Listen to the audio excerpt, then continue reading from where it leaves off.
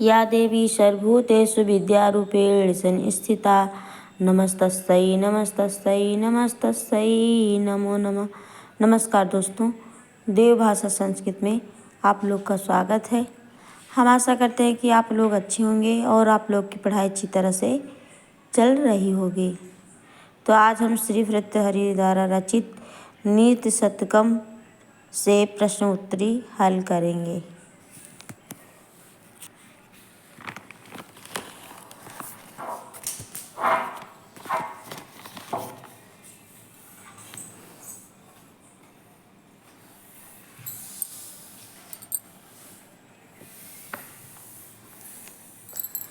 तो चलो हम पहला प्रश्न शुरू करते हैं।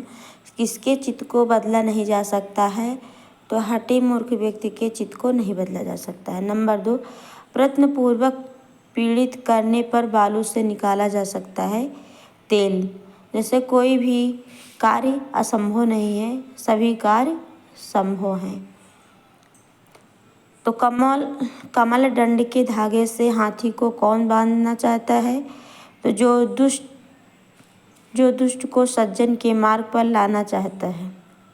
कठिन असी धारा व्रत किसके लिए कहा गया है? तो सज्जनों के लिए। नीच पुरुष कार्य के संबंध में क्या करते हैं? विघ्नों के भय से कार्य प्रारंभ ही नहीं करते हैं। जैसे कि कोई आदमी है, उसको पहले ही भय रहता है कि ये काम मुझसे नहीं होगा। जैसे कोई बच्चा है, वो भय के कारण कि पहले से कि हम परीक्षा में पास ही नहीं होंगे, तो वो पेपर देने को क्या वो फर्म में नहीं डालेंगे कि हम पास ही नहीं होंगे। तो उसी प्रकार विघ्न के भय के कारण काम प्रारंभ नहीं करते हैं। लेकिन ऐसा नहीं है, कार्य को प्रारंभ करना चाहिए, पहले से नहीं डरना चाहिए। तो विधाता हंस का क्या नष्ट करने में असमर्थ है? तो हंस की निर्क्षीर विवेकशीलता। मनुष्य के रूप में विचरण करते हैं, पशु करता है, पक्षी करता है, जलचर करता है, ज्ञानहीन करता है तो पशु करता है। साहित्य संगीत कला से रहित व्यक्ति होता है तो मूर्ख होता है, निर्धन होता है, पूजनीय, ये सींग पूछ से रहित साक्षात पशु। जिसके पास साहित्य संगीत कला नहीं है, वो पशु के जैसे पशु के सींग और पूछ ना हो, उसी समान होता है। तो मनुष्य का रूप कौन होता है? माता, मित्र, पिता, विधाता। विधाता होता है। विधाता अधिक कुपित होकर हंस का क्या कर सकता है? तो कमल वन में विचरण छीन सकता है। नीच शतकम के प्रणेता कौन है? तो इसको तो सभी लोग जानते हैं, भर्तृहरि। कालिदास तो है नहीं, भावभूति तो है नहीं, पतंजलि तो है नहीं। कालिदास जो हैं, अभिज्ञान शकुंतलम नाटक हो गया, मेघदूत हो गया, और 7 पुस्तक है, उसको सभी लोग जानते हैं। भावभूति जो है उत्तम रामचरितम, मालती माधव, इस पतंजलि का जो है योग, इसको तो सभी लोग ही जानते हैं। भर्तृहरि का जो है नीति शतकम। और नीति शतकम के वर्णन हुआ है तो नीतियों का, नीति शतक में नीति का वर्णन हुआ है। मनुष्य हाथी के समान मदान्ध कब होता है? थोड़ा ज्ञान पा लेता है। जैसे कोई ही मनुष्य थोड़ा सा, जैसे एक श्लोक जान गया तो जिसके सामने पाएगा उसी के सामने जो है बड़बड़ करता रहेगा, तो उसी प्रकार थोड़ा ज्ञान पा लेता है। तो मनुष्य का सर्वज्ञ होने का ज्वार कब उतरता है? जब कुछ विद्वान के संपर्क में जाता है, जब उसे कुछ ज्ञान हो जाता है तो वो अपने आप को नहीं समझता है, नहीं तो उसको जो है सर्वज्ञ होने का ज्ञान कि हम ही विद्वान हैं, उसका चढ़ा ही रहता है ज्वार। नीच शतक में पद हैं कितने? नीच शतक में 100 पद हैं। तो धूप को दूर किया जा सकता है धन से, मन से, जल से, छाते से। हाथी को वश में किया जा सकता है अंकुश से। संसार में किसकी औषधि नहीं है? मूर्खता की औषधि नहीं है। संसार में सब चीज़ की दवा है, परंतु मूर्खता की दवा नहीं है। विष का निवारण किया जा सकता है औषधि द्वारा, जो है औषधि द्वारा किया जा सकता है। तो आगे हम चलते हैं नेक्स्ट। विद्वान की सभा में मूर्ख का आभूषण है, वह चलता है, सुंदर है, रुदन है, मौन है। विद्वान की सभा में मौन ही रहना ठीक है। ब्रह्मा किसे प्रसन्न नहीं कर सकते हैं? अल्प ज्ञान वाले अभिमानी व्यक्ति को।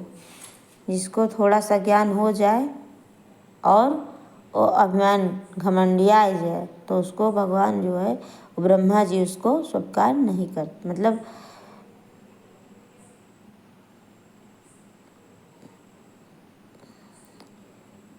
तो ब्रह्मा जी अल्प ज्ञान वाले अभिमान को व्यक्ति को नहीं पसंद कर सकते। विद्वान लोग किस प्रकार के हो गए हैं? मात्सर युक्त। भृतहरि पंडित नीच सतंग के मंगलाचरण में वंदना है सच्चिदानंद परमात्मा की। लभेतु सिकतासु तैलम अपि।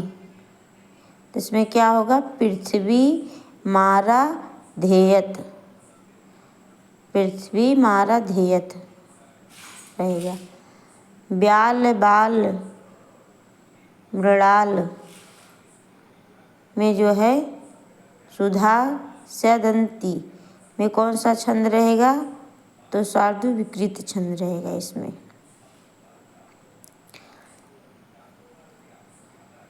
यदा किंच अहम शिखरणी, ये जो है में व्यापकता, ये शिखरणी छंद रहेगा इसमें। साहित्य संगीत परमं पशूनाम उपजाति छंद।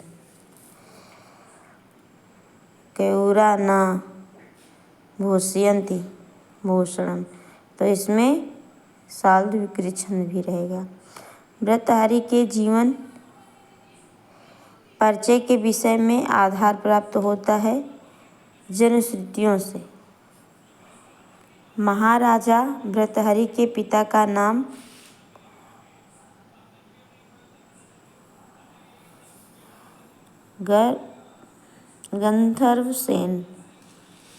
गंधर्वसेन। निष्ठ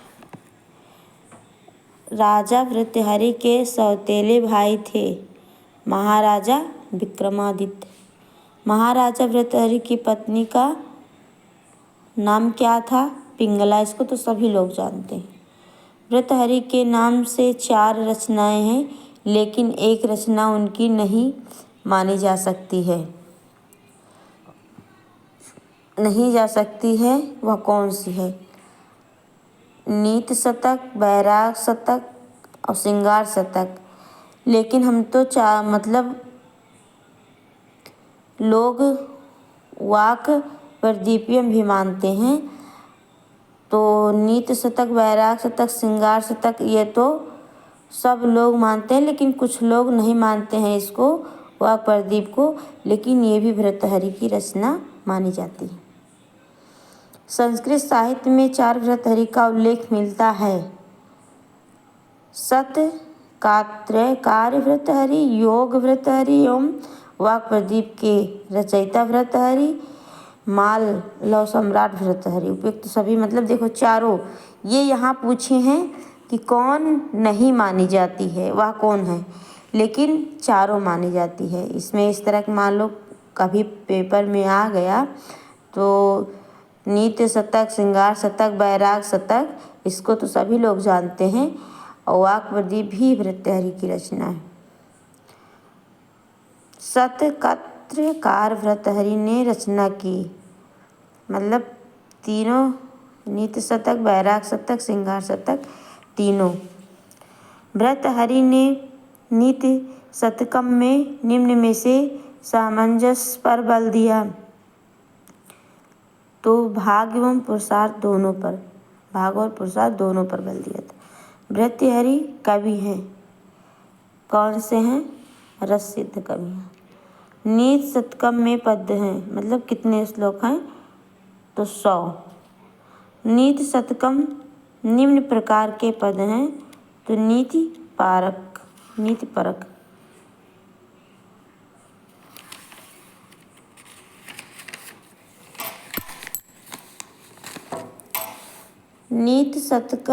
नीति शतक मुक्तक काव्य है। भर्तृहरि ने नीति शतक में कितने प्रकार के छंदों का प्रयोग किया गया है? तो 14। जड़यं विधो हरित कथय किम न करोति पुंसाम पद किसका है? भर्तृहरि का है। श्रृंगार शतक में महाकवि भर्तृहरि जी ने वर्णन किया है श्रृंगार रस का। भर्तृहरि की किस रचना में ऋतु का वर्णन हुआ है? तो श्रृंगार शतकम में। भर्तृहरि की किस रचना में तृणा के दोष बताए गए हैं? वैराग शतक में। भर्तृहरि की किस रचना में नैतिक शिक्षा दी गई है? तो नीति शतक में। भर्तृहरि के किस रचना में विद्या का वर्णन हुआ है? नीति शतक में। वाक पद्य किस प्रकार का ग्रंथ है? व्याकरण ग्रंथ है।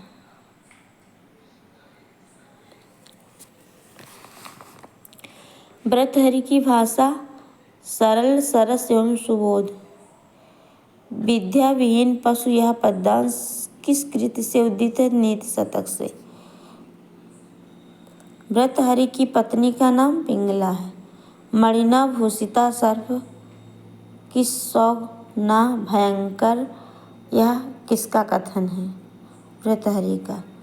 निम्नलिखित में भर्तृहरि की रचना नहीं है। चंडी शतक, ये तो तीनों हैं, नीत, श्रृंगार, वैराग। चंडी शतक नहीं है। विभूषणम मौन पंडिता नाम, यह किस कृति से उल्लेख है? तो नीति शतक से। रानी पिंगला के पति का नाम था, रानी पिंगला के पति का नाम क्या था? रानी पिंगला के पति का नाम भर्तृहरि। 1 मिनट आप लोग रुकिए, हम क्लियर कर लेते हैं इसको।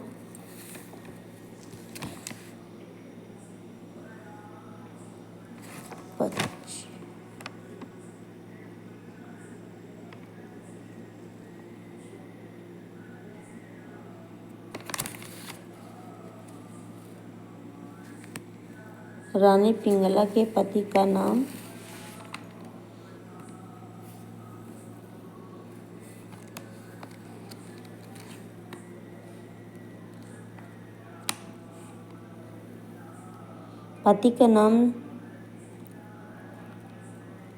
इसमें चित्रसेन दिए हैं और तो भर्तृहरि ही होंगे।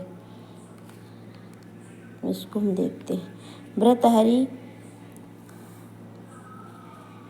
भर्तृहरि के किस शतक में शालीनता का वर्णन है? तो नीति शतक। भर्तृहरि का स्थित काल क्या है? 6वीं शताब्दी का उत्तरार्ध। सम न विद्या न तपो न दानम, यह श्लोक।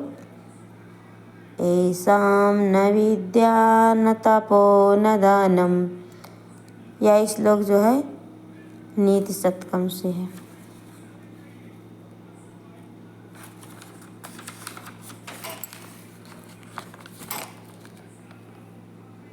क्षीर्यन्ते खलु भूषणानि सततं भूषणम, वाग्भूषणम इसमें रहेगा, वाग्भूषणम।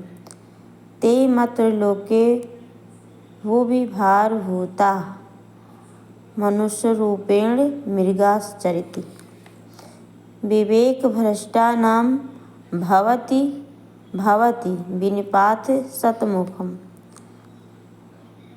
सहजातो येन जातेन यतिवंश समुन्नतम।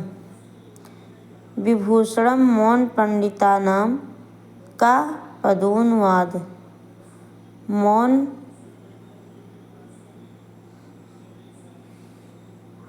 मूर्खों का आभूषण। सैकड़ों बार पतन होता है विवेक भ्रष्ट का। प्रभृते न खालु विघ्न भयेत नीचे का पदानुवाद। नीच प्रकृति के लोग विघ्नों के भय से कोई कार्य प्राप्त नहीं करते। चातकों का प्राणधार होता है मेघ। व्यक्ति को धन प्राप्त होता है अपने भाग से, अपने कर्म से,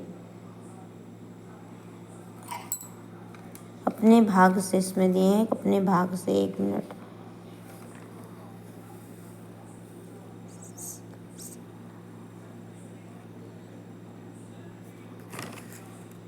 अपने भाग से। सर्वविध समाज में अपंडितों का विभूषण है मौन। प्रयत्न पूर्वक पीड़ित करने पर बालू से निकाला जा सकता है तेल। दूसरा इसी वही प्रश्न हो गया क्या इसमें। कमल दंड के धागे से हाथी को कौन बांधना चाहता है? जो दुष्ट को सज्जन के मार्ग पर लाना चाहते हैं। ध्रुव मंत्रणा के से राजा हैं नष्ट हो जाता है। ध्रुव मंत्र से राजा नष्ट हो जाता है। पित्त शब्द का अर्थ है हाथी। कुल का नाश होता है कुपुत्र से।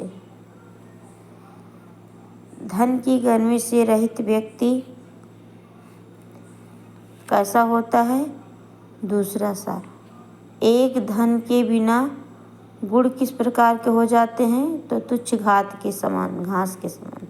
परिवर्तनशील संसार में जीवन सार्थक होता है जो अपने वंश की उन्नति करता है। तो आज इतना ही। आप लोग ज़्यादा से ज़्यादा शेयर करना, लाइक करना, सब्सक्राइब करना, कमेंट करना और कमेंट करके बताना कि आप लोग को वीडियो कैसी लगी। जो भी इसमें कहीं भी त्रुटि हो गई हो तो आप लोग कमेंट बॉक्स में ज़रूर बताना ताकि हम उसको सुधार सकें और फिर दोबारा उसको सही कर सकें। फिर हम आप लोग को नेक्स्ट वीडियो में मिलते हैं। तब तक के लिए नमस्कार।